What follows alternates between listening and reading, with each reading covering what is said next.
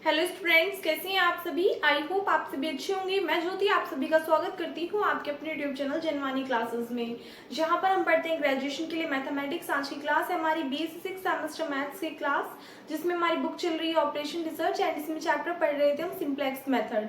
तो last time पे मैंने आपको सिंपल सिंप्लेक्स मेथड के कुछ क्वेश्चंस कराए थे और आपको कुछ क्वेश्चंस होमवर्क से करने के लिए दिए थे कि इनको घर से प्रैक्टिस कर लीजिएगा।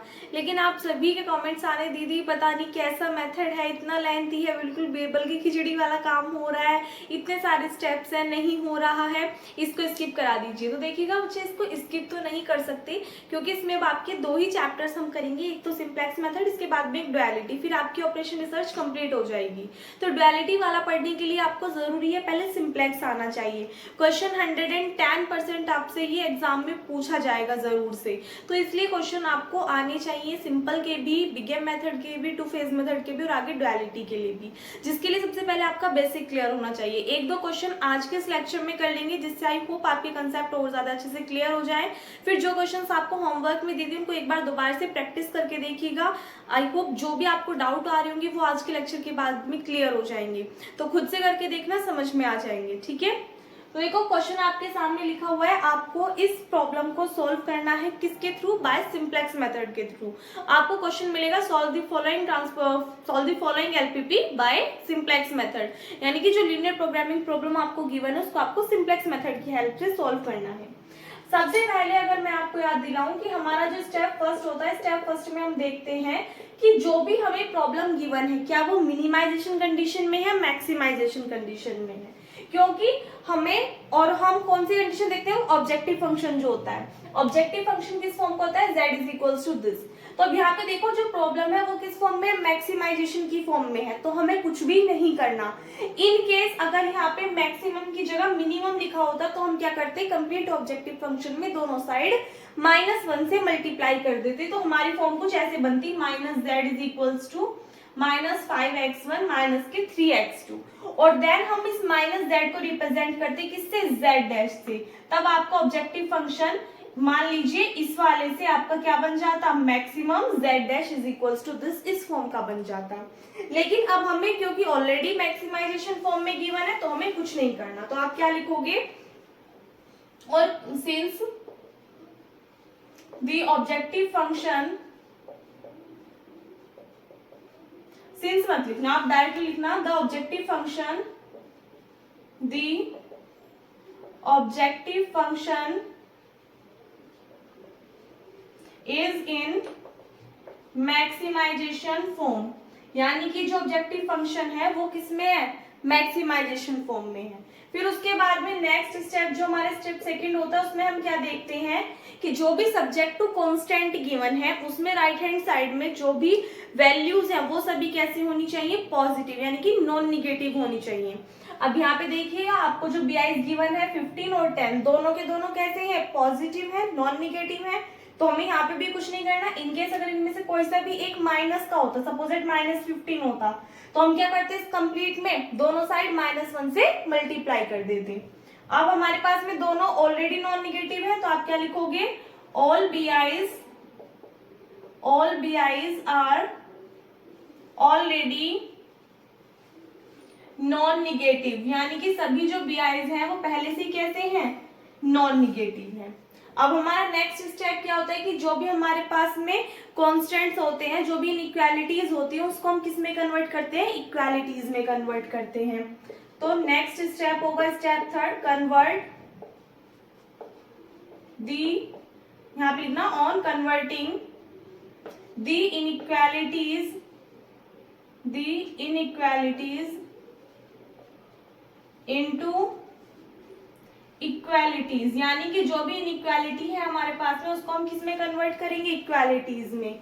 वी गेट, हमें क्या मिलेगा, यहाँ से देखो सबसे पहले फर्स्ट इक्वालिटी की अगर बात करें, लेस देन इक्वल्स टू का साइन है, आपको पता है लेस देन इक्वल्स टू का साइन है तो हम क्या करते हैं, स्लैक वेरिएबल ऐड करते हैं। अगर ग्रेटर देन इक्वल्स टू का साइन होता है तो सरप्लस वेरिएबल सब्सट्रैक्ट करते हैं। तो अब क्योंकि लेस देन इक्वल्स टू का साइन है तो यहाँ पे क्या होगा, इसमें एक स्लैक वेरिएबल ऐड होगा। अब क्योंकि हमें x1 और x2 दिए हुए हैं तो नेक्स्ट वेरिएबल क्या ऐड करोगे आप, x3, और हमारी जो इनइक्वालिटी है वो किस में चेंज हो जाएगी, इक्वालिटी में चेंज हो जाएगी। सेम ऐसे नेक्स्ट आपके पास में क्या आएगा 5x1 2x2। अब यहाँ पे देखो x3 है आपके पास में, तो x3 के बाद में क्या आएगा x4, इसमें x4 ऐड होगा इज इक्वल्स टू में 10। सो आपका जो कंडीशन बनी, अब इस कंडीशन में आपके पास जो एलपीपी आई वो क्या आ जाएगी, maximisation z is equals to 5x1 plus 3x2। आपको जो इक्वालिटीज दी हुई है जो हमने अभी फाइंड आउट की है वो क्या आ जाएंगी, 5x2 plus x3 is equals to 15, 5x1 plus 2x2 plus x4 is equals to 10। अब जो हमने सिलेक्ट वेरिएबल ऐड किए अपने पास से वो कौन से हैं, x3 और x4, तो उनको हमें इस ऑब्जेक्टिव फंक्शन में इंट्रोड्यूस कराना है विद कॉस्ट 0, यानी कि उनका कोफिशिएंट क्या ले लेंगे 0, तो 0x3 प्लस 0x4। अब इस प्रॉब्लम के अकॉर्डिंग हम क्या करेंगे, क्वेश्चन को सॉल्व करेंगे। यहाँ पर x1 x2 सभी वैल्यूज जो है वो ग्रेटर देन इक्वल्स टू होंगी 0 से। यहाँ तक क्लियर बात। अब स्टेप 3 के बाद में आता है क्या, स्टेप नंबर 4। स्टेप 4 के अंदर हम क्या करते हैं, यहाँ से देखिएगा स्टेप 4 में हम फाइंड आउट करते हैं इनिशियल बेसिक फिजिबल सॉल्यूशन, जिसके लिए जो भी हमारे पास में पहले वेरिएबल्स थे x1 और x2 उन दोनों को हम क्या ले लेते हैं, 0 लेते हैं, जिससे हमारे पास में x3 और x4 की वैल्यूज निकल करके आ जाती हैं। तो स्टेप 4 में हम क्या लेंगे, taking x1 is equals to 0, x2 is equals to 0, we get initial basic feasible solution। यानी कि यदि हम x1 को 0 लेते हैं, x2 को 0 लेते हैं, तो हमें क्या मिल जाएगा, इनिशियल बेसिक फिजिबल सॉल्यूशन मिल जाएगा। एक बात बताइए, यदि x1 भी 0 है, x2 भी 0 है, तो यहाँ से x3 की वैल्यू कितनी आ जाएगी 15, इसमें x1 x2 0 है, तो x4 की वैल्यू क्या आ जाएगी 10, तो x3 की वैल्यू कितनी आ गई 15 आ गई, और x4 की वैल्यू आपके पास में कितनी आ गई 10 आ गई। अब हमारे पास में स्टेप 5 में हम क्या करेंगे, सिंपल सिंप्लेक्स टेबल को कंस्ट्रक्ट करेंगे इनके थ्रू।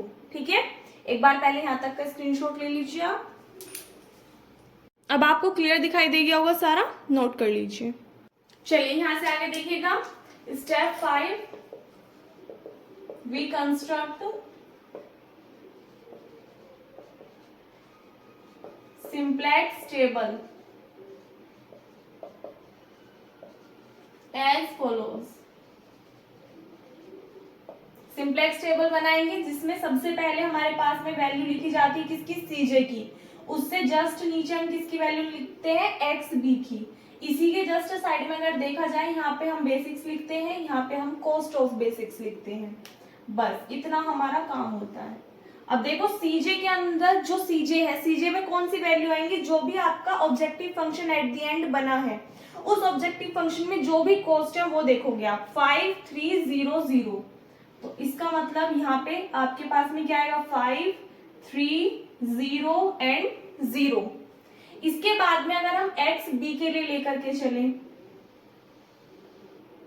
ठीक है, सबसे पहले बेसिक्स लिख लेते हैं। बेसिक्स यहाँ पे कौन से लोगे आप, जिनकी वैल्यू आप 0 लोगे, जिनकी वैल्यू आप 0 लोगे, किसके लिए, इनिशियल बेसिक फिजिबल सॉल्यूशन के लिए। तो क्या आएंगे आपके पास में यहाँ पे अगर आप देखोगे तो ये जो वैल्यूज आपको लेनी है, ऑल्सो जब आप टेबल बनाओगे ध्यान रखना जहां पर भी स्मॉल एक्स है उसको आप किससे नोट करोगे, कैपिटल वाई से। किससे, कैपिटल वाई से। तो वैल्यूज क्या आएंगे आपके पास में y1 और y2, और दोनों की वैल्यू कॉस्ट जो है, कॉस्ट ऑफ बेसिक्स, वो क्या है, हमने क्या लिए हैं, 0 लिए हैं इस इनिशियल बेसिक फिजिबल सॉल्यूशन के लिए। सेम इसी में ही अगर हम इसकी क्या बात करें, कॉस्ट की, यानी कि x1 और x2, देखो हमारे पास में y1 y2 है जिनको हमने क्या लिया है, 0 लिया है। अब एक सेकेंड सॉरी, हमें क्या लेने हैं, बेसिक्स लेने हैं। बेसिक्स कौन से, जो हमारे पास में सिलेक्ट वेरिएबल हमने इंट्रोड्यूस करा है, यानी कि x3 और x4। तो x3 और x4 को हम रिप्रेजेंट करेंगे किससे, y3 और y4 से, और इनकी कॉस्ट ऑब्जेक्टिव फंक्शन में देखेंगे x3 और x4 के लिए। तो इनकी कॉस्ट क्या है, 0 है, तो 0 एंड 0। जरूरी नहीं है आप यहाँ पर ये y लेकर के चलो, आप यहाँ पर x1 x2 x3 4 से भी लेकर के सॉल्व कर सकते हो, कोई इशू नहीं है। ठीक है, जैसे आपको इजी लगे। अब इनकी अगर हम कॉस्ट की बात करें, कॉस्ट ऑफ बेसिक्स हमने यहाँ पे डाल दिए। बेसिक्स हमारे पास में जो भी सिलेक्ट वेरिएबल आए हैं वो इनकी कॉस्ट यानी कि कॉस्ट ऑफ बेसिक्स जो भी ऑब्जेक्टिव फंक्शन में है इनकी कॉस्ट यानी इनका जो कोफिशिएंट है वो यहाँ पे लिख दिया। एक्स बी में आएंगी इनकी वैल्यूज जो हमने फाइंड आउट की हैं। तो एक बात बताइएगा, x3 और x4 की वैल्यूज फाइंड आउट की हमने इनिशियल बेसिक फिजिबल सॉल्यूशन के लिए। तो x3 की वैल्यू तो कितनी है हमारे पास में 15 और x4 की वैल्यू कितनी है 10 है। क्लियर। ऑल्सो अब यहाँ पे अगर हम एक्स बी के लिए देखें, यहाँ पे अगर एक्स बी के लिए देखें तो यहाँ पे कौन सी वैल्यू आएंगी, ये किसकी कॉस्ट है y1 की, ये किसकी है y2 की, ये किसकी है y3 की और ये किसकी है y4 की वैल्यू है।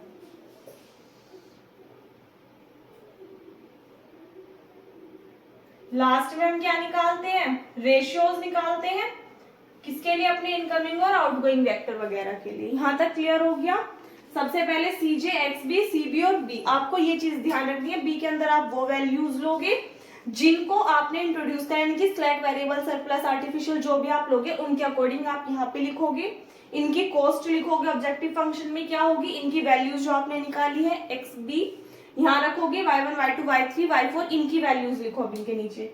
सबसे पहले जो आपके पास में कॉन्स्टेंट्स थे जिनको आपने इक्वालिटीज में कन्वर्ट किया था, वहां पे देखिए x1 के कोफिशिएंट क्या है 3 और 5, 3 and 5।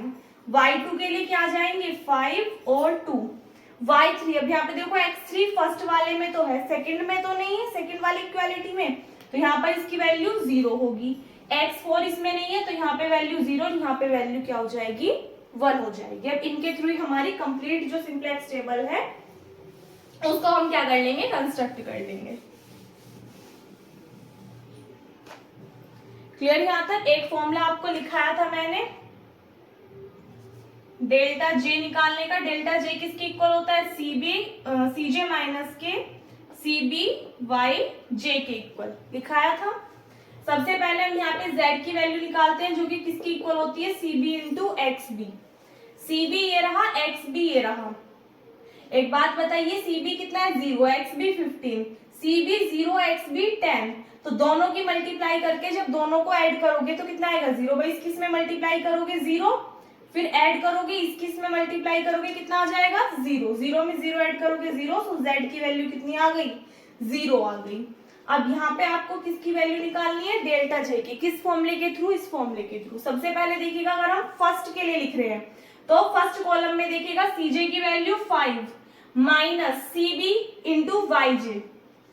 अब देखो कैसे निकालोगे, हम किसकी बात कर रहे हैं, फर्स्ट कॉलम में यहाँ पे हमें वैल्यू लिखनी है। तो सीजे तो कितना हो गया 5, सीबी ये रहा और वाई जे कहां से मिलेंगे यहाँ से, तो पहले सीबी इंटू वाई जे करोगे कितना आ जाएगा 0, फिर एड सीबी इंटू वाई जे कितना आ जाएगा 0, तो इट मीन्स वैल्यू क्या आ जाएगी यहाँ पे 5। सिमिलरली इसके लिए करोगे 3 में से माइनस कर दोगे, इसकी मल्टीप्लाई इसमें प्लस इसकी मल्टीप्लाई इसमें, ये वैल्यूज भी 0, तो यहाँ से 3 मिलेगा, फिर नेक्स्ट 0 मिलेगा, फिर उससे नेक्स्ट आपको 0 मिलेगा। सॉल्व करके आप देख लीजिएगा, ठीक है। क्लियर। अब हमें क्या देखना है यहाँ से, इनकमिंग वेक्टर और आउटगोइंग वेक्टर। कैसे देखेंगे, इसमें जो भी मोस्ट पॉजिटिव एलिमेंट है वो हमारा क्या होगा, इनकमिंग वेक्टर।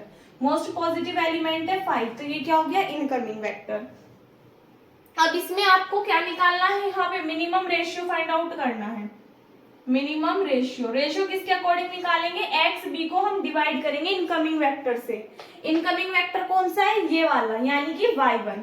तो एक्स बी को डिवाइड करो y1 से, तो देखना एक्स बी की वैल्यू कहाँ है, ये रही, और y1 क्या है, ये रहा। तो 15 को जब आप 3 से डिवाइड करोगे कितना आ जाएगा 5, फिर 10 को अगर आप 5 से डिवाइड करोगे कितना आएगा 2। मिनिमम वैल्यू कौन सी है दोनों में से, 2 है, तो 2 क्या हो जाएगा इसमें आपका आउटगोइंग वेक्टर।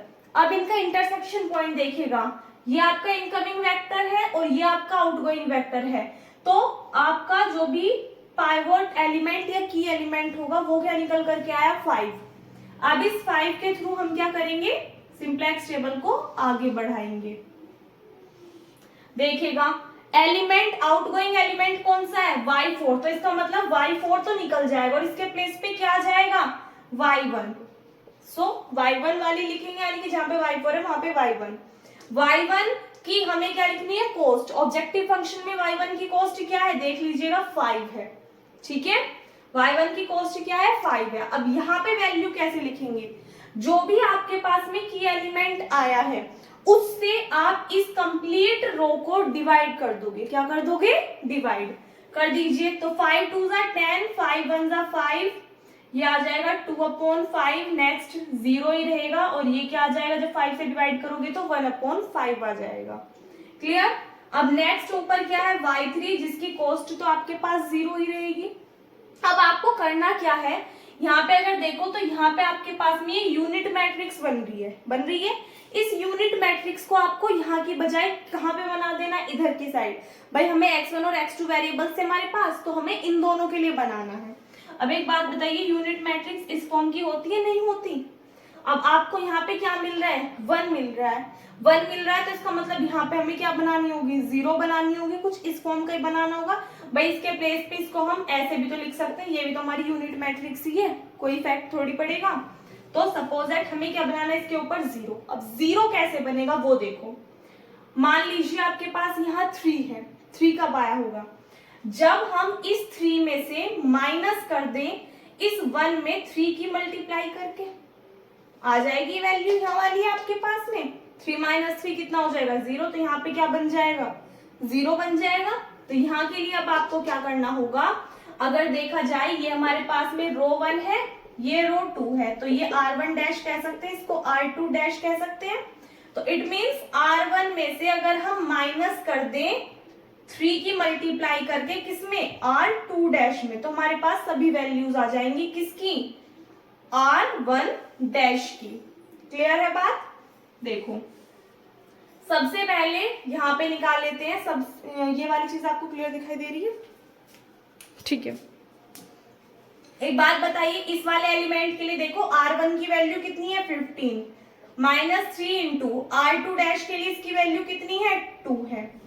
3 2 जा 6, 9 15 में से आप माइनस कर दोगे 6, आपके पास क्या आ जाएगा, 9 आ जाएगा। नेक्स्ट देखिएगा R1 की वैल्यू कितनी है, 3 है, -3 की मल्टीप्लाई करोगे R2 डैश में, तो 3 1 जा 3, तो ये वैल्यू क्या आ गई, 0। नेक्स्ट देखिएगा R1 की वैल्यू 5 है, -3 की मल्टीप्लाई करोगे R2 डैश में, यानी कि 2/5 में, तो 5 माइनस के 6/5, 5 5 जा 25, 25 में से आप माइनस कर दोगे 6, तो कितना आ जाएगा आपके पास में, 19/5। नेक्स्ट देखिएगा यहाँ पे वैल्यू क्या है, 1 - 0 में मल्टीप्लाई करोगे आप 3 की, तो ये तो 0 ही हो जाएगा, तो यहाँ से कितना आएगा आपके पास, 1, एंड ये टर्म 0 है, -3 की मल्टीप्लाई करोगे आप R2 डैश में, यानी यहाँ पे वैल्यू कितनी आ जाएगी, -3/5 आ जाएगी। क्लियर? ध्यान से सोल्व कर लेते हैं। यहाँ पे z की वैल्यू क्या आएगी, cb इंटू xb। देखिएगा इन दोनों की मल्टीप्लाई करोगे 0 प्लस इन दोनों की मल्टीप्लाई करोगे तो 5 2 जा 10 मिल जाएगा। डेल्टा j की वैल्यूज निकाल लेते हैं, फॉर्मूला आप सभी को पता है। क्या करोगे, cj माइनस के cb yj। सबसे पहले फर्स्ट एलिमेंट के लिए देखो cj की वैल्यू कितनी है, 5 minus cb into yj, 0 into 0 0, 5 into 1 कितना हो जाएगा, 5। तो देखना 5 - 5 कितना आ गया, 0।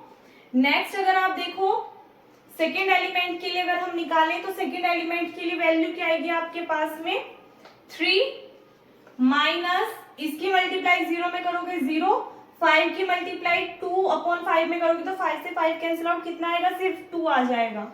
3 - 2 कितना आ जाएगा, 1। नेक्स्ट देखिएगा 0 में से माइनस करोगे आप किसको, एक सेकेंड यहाँ पे देखना, 3 इंटू 5 ये आ जाएगा 2, ठीक है। ये नेक्स्ट वैल्यू आएगी, 0 में से माइनस करोगे इन दोनों की मल्टीप्लाई करोगे 0, 5 इंटू 0 कितना हो जाएगा, 0। तो नेक्स्ट टर्म भी क्या आएगी, 0। लास्ट के लिए देखिएगा 0 माइनस के, ये टर्म 0, 5 इंटू 1/5, तो 5 से 5 कैंसिल आउट, इट मीन्स 1, यानी वैल्यू कितनी आ गई, -1। अब इसमें देखिएगा कोई भी मोस्ट पॉजिटिव एलिमेंट मिल रहा है, हाँ जी मिल रहा है, क्या, 1। तो 1 तो क्या हो जाएगा आपके पास में, इनकमिंग वेक्टर। तो यहाँ पे आउटगोइंग वेक्टर क्या होगा, मिनिमम रेशियो निकालोगे आप किसके through, xb divided by incoming vector कौन सा है, y2। तो xb को डिवाइड कर दीजिए y2 से। xb की वैल्यू ये है, y2 की वैल्यू ये है, यानी कि 9 को डिवाइड करोगे आप 19/5 से, तो 5 9 ये आ जाएगा 14, 5/19।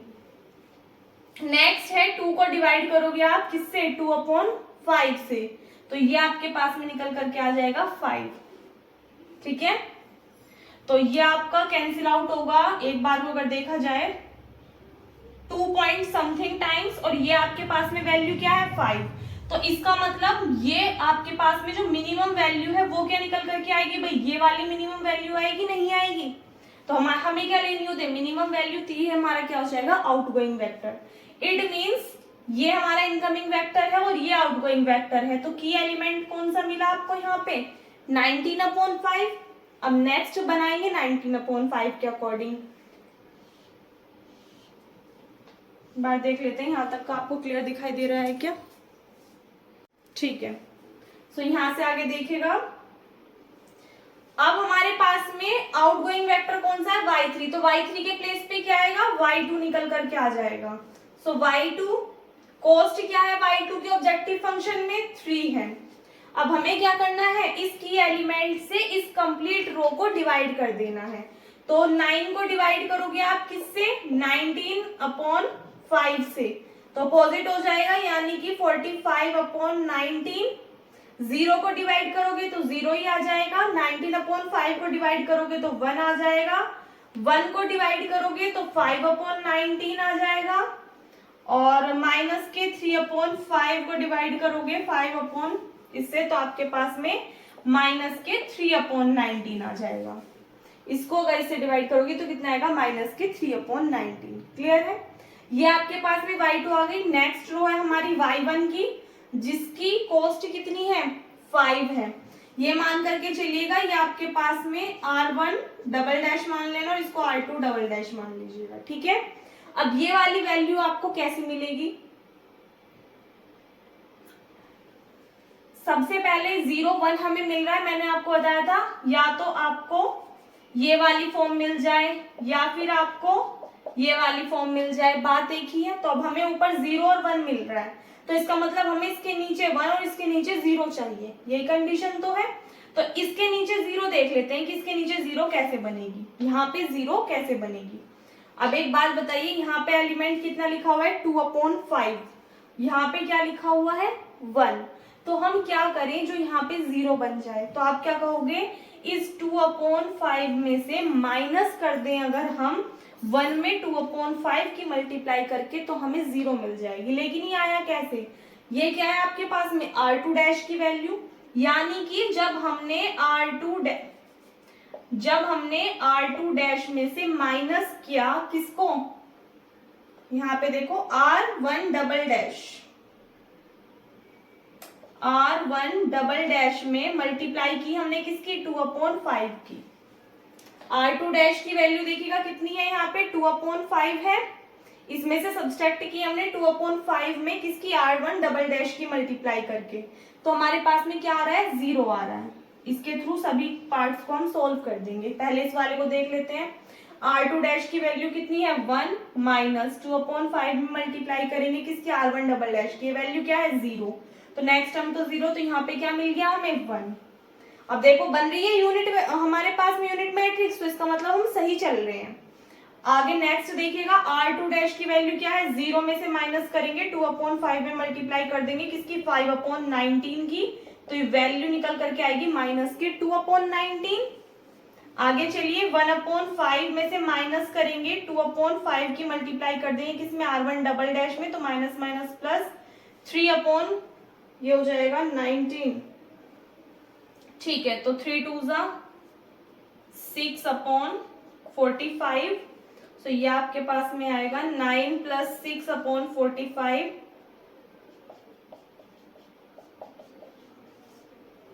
यानी कि 1/3 आपके पास में वैल्यू निकल करके आएगी ये वाली। ठीक है, सोल्व करके देख लीजिएगा, लास्ट वाली वैल्यू क्या आएगी, 1/3। सभी वैल्यूज हमारे पास में आ चुकी हैं।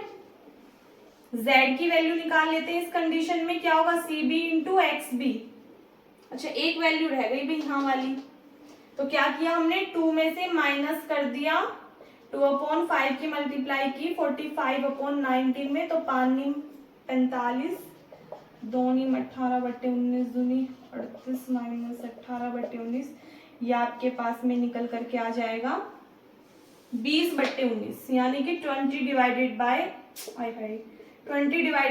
19। क्लियर।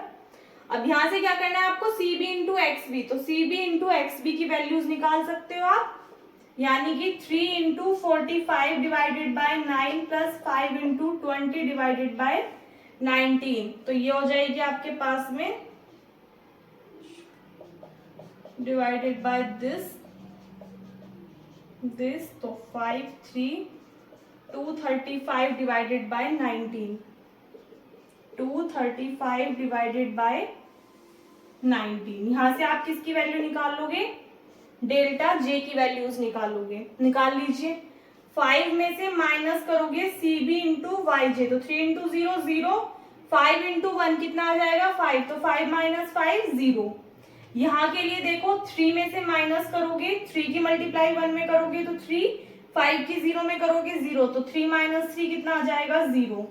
नेक्स्ट 0 में से माइनस करोगे, 3 की मल्टीप्लाई इसमें करो, 3 5 15 डिवाइडेड बाय 19, एंड इसमें ऐड करोगे 5 की मल्टीप्लाई इसमें करो, तो 5 2 कितने हो जाएंगे 10 डिवाइडेड बाय 19, यानी कि आएगा आपके पास में 5/19, और वो भी कैसे, माइनस के। लास्ट अगर आप देखोगे तो 0 में से आपको माइनस करना है किसको, 3 की मल्टीप्लाई इसमें करोगे पहले, तो 3 3 9/19 प्लस 5 की मल्टीप्लाई 1/3 में करोगे तो 5/3 आ जाएगा। इसको सॉल्व कर लीजिएगा।